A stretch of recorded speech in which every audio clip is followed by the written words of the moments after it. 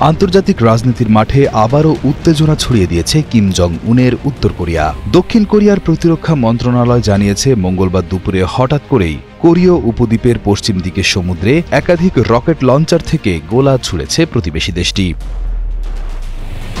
স্থানীয় সময় বিকেল ৩টের দিকে রাডারে এই রকেটগুলো ধরা পড়ে, যা নিয়ে এখন আমেরিকার গোয়েন্দারা গভীর বিশ্লেষণ শুরু করেছেন। মূলত এগুলো কী ধরনের অস্ত্র এবং কতটা শক্তিশালী সেটাই এখন খতিয়ে দেখা হচ্ছে।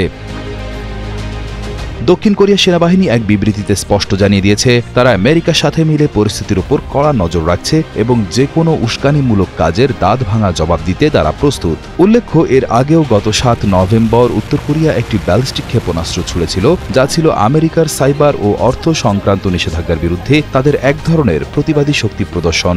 বারবার এমন রকেট ও ক্ষেপণাস্ত্র পরীক্ষা ওই অঞ্চলের শান্তি এবং নিরাপত্তার জন্য বড় হুমকি হয়ে দাঁড়াচ্ছে বলে মনে করছেন বিশ্লেষকরা।